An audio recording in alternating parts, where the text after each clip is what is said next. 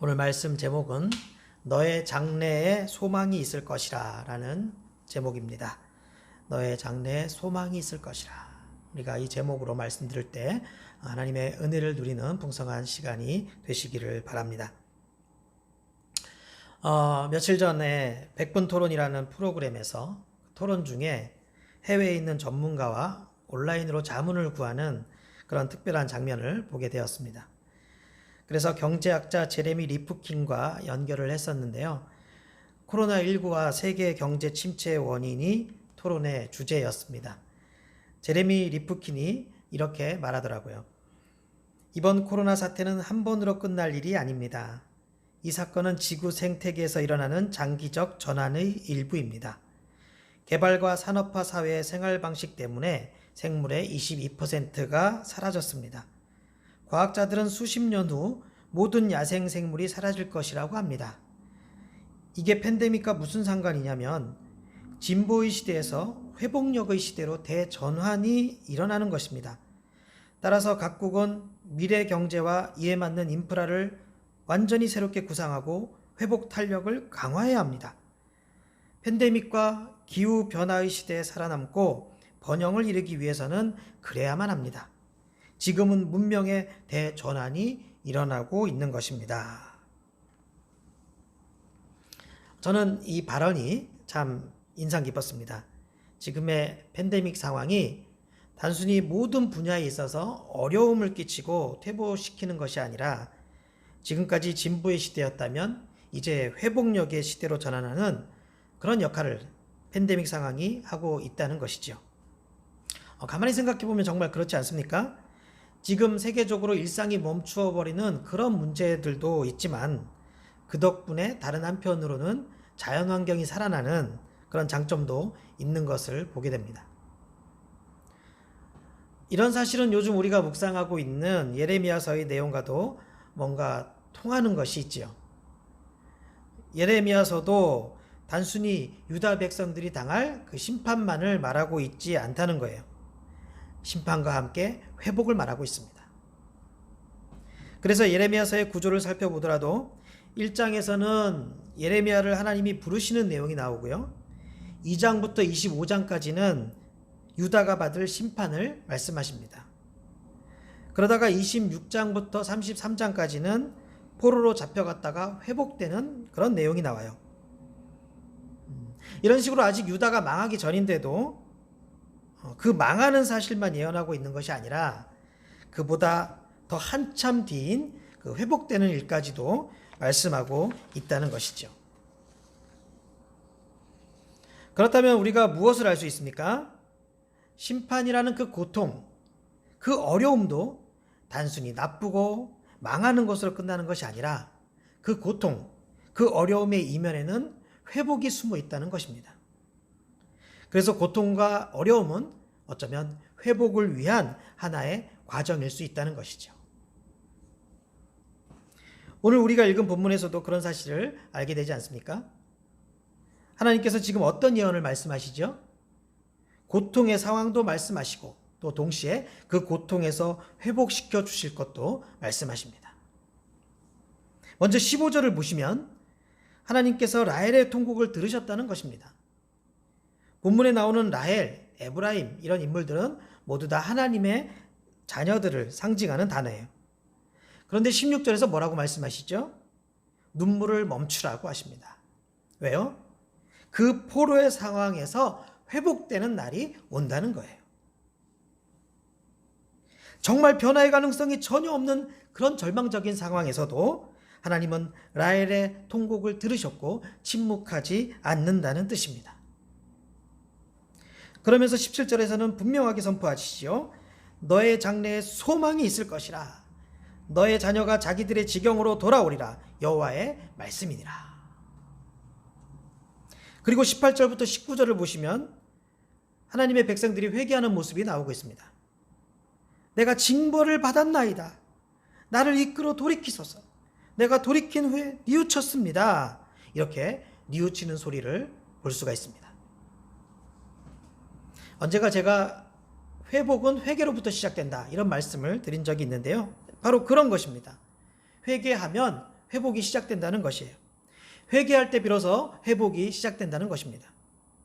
그래서 지난주 설교 때도 말씀드린 것처럼 지금 우리 한국교회가 묵묵히 이 징계를 감당해야 되는 이유가 바로 여기에 있습니다. 그러니까 예레미야 선지자는 예언을 통해 무엇을 강조하는 것이냐면, 첫째, 하나님이 재앙을 주시는 것은 유다 백성들로 하여금 하나님 앞에서 스스로 겸손케 하려는 이유라는 것이에요. 그리고 둘째는 포로에서 귀환하는 것, 즉 회복의 소망을 불어넣어 유다 백성들로 하여금 하나님께서 얼마나 너그러우신 분인가를 확신케 하려는 것이에요. 이런 강조점들을 이제 한 문장으로 확 표현하고 있는 것이 바로 오늘 설교의 제목이기도 한 17절 말씀이에요. 너의 장래에 소망이 있을 것이라. 비록 과거의 죄악 그리고 현재의 재앙이라는 이런 고통이 있지만 우리는 그 속에서 우리의 죄악을 돌아보고 하나님 앞에서 낮아지게 되는 것입니다. 그리고 장래의 소망을 바라보며 그럼에도 불구하고 하나님의 자비를 깨닫게 되는 것이죠. 이렇게 되면 고통의 의미를 깨닫게 됩니다.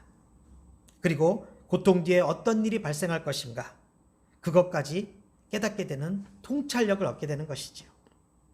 은혜지요. 어려운 가운데서도 주시는 하나님의 은혜입니다. 이런 은혜는 누구에게 주어질까요? 예언을 듣는 사람, 말씀을 듣는 사람에게 주어진다는 것이에요. 그래서 지금 선지자 예레미야를 통해 전달되는 하나님의 뜻은 하나님께서 자기 백성을 내리치시려 했던 그 고통의 기간을 참을성 있게 견뎌내라는 것입니다. 그렇다고 거기서 끝이 아니고 행복한 결말이 있을 것이니 그 결말의 소망을 바라보며 묵묵히 하나님께 더 가까이 나아가라는 것이에요. 이 말씀은 오늘 이 시대를 살아가는 여러분과 저에게도 주시는 귀한 교훈입니다. 우리가 하나님이 하시는 일을 현재 보이는 모습에 따라 함부로 판단해서는 안 된다는 거예요. 오히려 우리를 향해 진노하시는 것 같은 그런 상황에서도, 엄청난 두려움과 고통이 주어지는 그런 상황에서도 오늘 본문이 말씀하시는 것처럼 우리는 회복의 소망을 품을 수 있어야 한다는 것입니다. 바로 이런 하나님의 뜻을 깨달았던 바울 사도는 히브리서에서 이런 사실을 다시 한번 강조하죠. 신약성경 히브리서 12장 11절을 보면 무릇 징계가 당시에는 즐거워 보이지 않고 슬퍼 보이나 후에 그로 말미암아 연단받은 자들은 의와 평강의 열매를 맺느니라. 이렇게 말씀하고 있습니다. 물론 우리는 하나님의 징계를 보게 될 때, 고통과 어려움을 당하게 될 때 두려움에 사로잡히게 됩니다. 또 그 징계 순간으로부터 빨리 벗어나기를 간절히 바라게 됩니다. 하지만 그런 것을 넘어서 우리는 너의 장래에 소망이 있을 것이라, 이 말씀을 붙잡을 수 있어야 돼요. 이 어려움의 의미는 무엇인가? 그리고 이 어려움 뒤에는 어떤 일이 벌어질 것인가? 이것을 생각할 수 있어야 된다는 거예요. 어떻게 보면 오늘 본문의 내용들은 좀 생뚱맞은 느낌도 듭니다. 왜냐하면 지금 예레미야서에서 보여지는 유다 백성들의 상황은 정말 어려운 상황이잖아요. 나라가 여러 가지로 뒤숭숭하고 강대국의 공격과 위협은 수시로 반복되고 있고, 또한 앞으로 적어도 70년 동안은 나라가 망해서 포로로 끌려가게 되는 그런 일을 당할 것이라고 미리 알려주시는 그런 혼란과 고통의 상황이지 않습니까? 그런 상황인데도 다른 한편으로는 하나님께서 지금 회복을 말씀하고 계시는 거예요. 치유를 말씀하고 계시는 거예요. 평안의 때가 올 것이라고 말씀하고 계시는 거예요. 그러니까 좀 생뚱맞은 느낌이 들 수도 있죠. 하지만 하나님께서 이렇게 고통과 회복을 동시에 말씀하시는 이유가 있습니다. 그것은 바로 고통의 의미를 깨달으라는 거예요. 고통의 시간을 아무 생각 없이 그냥 통과하지 말고 그 의미를 되새기면서 통과하라는 거예요. 밤이 오면 컴컴하네, 그냥 그렇게 현상만 읊조리면서 그 밤을 보내는 것이 아니라 그 밤이 나에게 어떤 의미가 있는지, 그 밤에 어떤 일들이 일어나는지, 그 밤이 나에게 어떤 유익이 있는지, 그것을 되새기면서 그 밤을 보내라는 것입니다. 그냥 흘려보내지 말라는 거예요. 그냥 통과하지 말라는 거예요. 그냥 버티지 말라는 거예요. 지금도 마찬가지입니다. 하나님은 지금 우리에게도 말씀하십니다. 계시된 말씀인 이 성경을 통해 우리에게 가르치십니다. 코로나19로 인한 이 팬데믹 상황을 그냥 지나가지 말라는 것이에요. 아, 코로나 참 무섭네 이렇게 느끼지만 말고, 아, 코로나 빨리 끝났으면 좋겠다 이렇게 짜증내지만 말고, 이 고통을 통한 유익을, 이 고통 뒤에 있을 회복을, 그것을 생각하면서 그 회복을 바라보면서 보내라는 것이에요.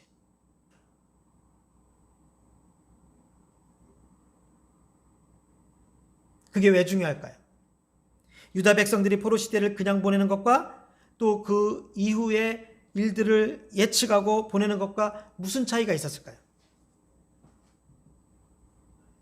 오늘을 어떻게 사느냐의 차이가 있습니다. 오늘 어떻게 사느냐, 오늘 어떤 준비를 하느냐의 차이가 있다는 것입니다. 그래서 포로 시대 이후 70년 뒤에 있을 그 회복을 예언한 선지자 예레미야의 말을 잘 기억하고 있었던 사람들은 내일을 위해 오늘을 준비했을 것입니다. 또 오늘의 고통을 넉넉히 이길 수 있는 힘이 있었을 것입니다. 반면 선지자 예레미야의 말을 귀뚱으로도 듣지 않았던 그런 사람들은 우리 민족이 망했다는 그 절망감과 상처로 인해 오늘 당하고 있는 그 고통의 수렁에 더 깊이 빠져들었을 것입니다. 그 사람들에게는 괜찮은 미래가 없었기에 오늘의 고통을 이겨낼 수 있는 힘이 없었을 것입니다. 그냥 버티든지 아니면 죽든지 둘 중에 하나였을 것입니다. 그런 고통의 상황에서 하나님의 율법이 무슨 소용이 있겠냐며 쾌락을 추구했을 것입니다. 이렇게 지금 우리 민족이 쫄딱 망한 것을 보면 그동안 우리 민족이 하나님을 섬긴 것은 아무짝에도 쓸모없는 것이었다면서 자기들이 말씀 따라 살지 않는 것을 합리화했을 것입니다. 그렇기 때문에 고통의 의미를 제대로 아는 것이 참 중요해요.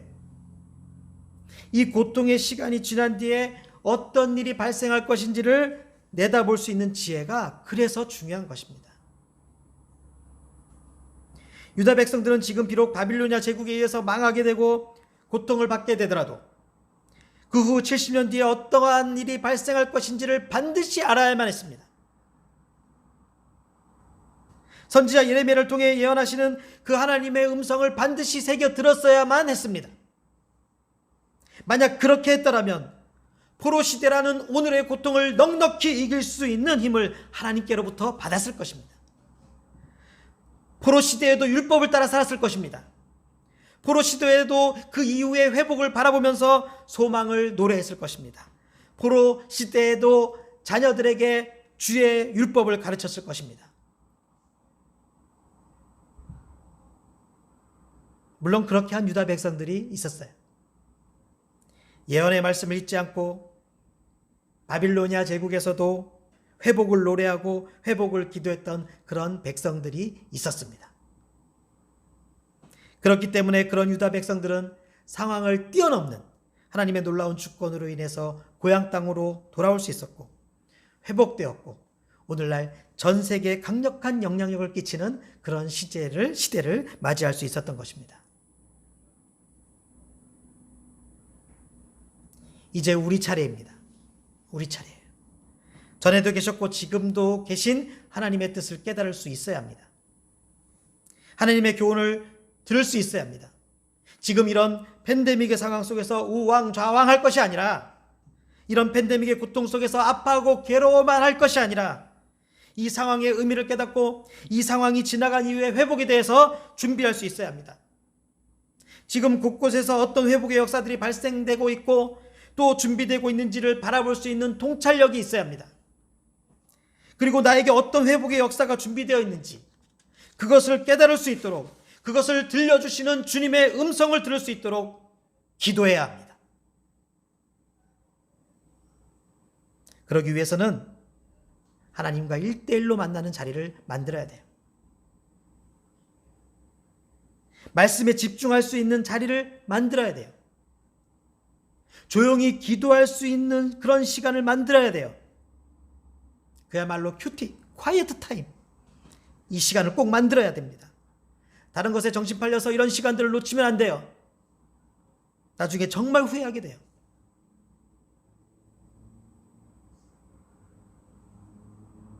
오늘 우리는 코로나19로 인한 여러 가지 다양한 고통들을 당하고 있습니다.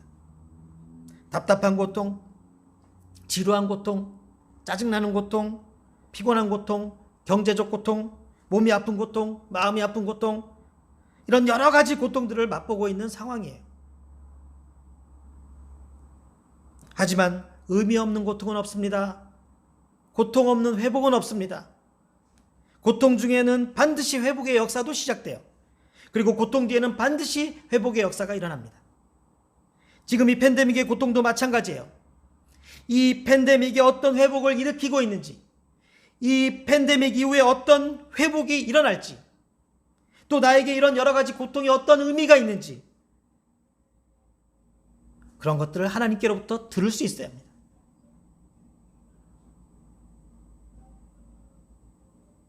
그런 주의 음성을 듣기 위해 묵상의 자리로 나아갈 수 있는 우리 모든 보듬이들이 될 수 있기를 예수님의 이름으로 축원합니다.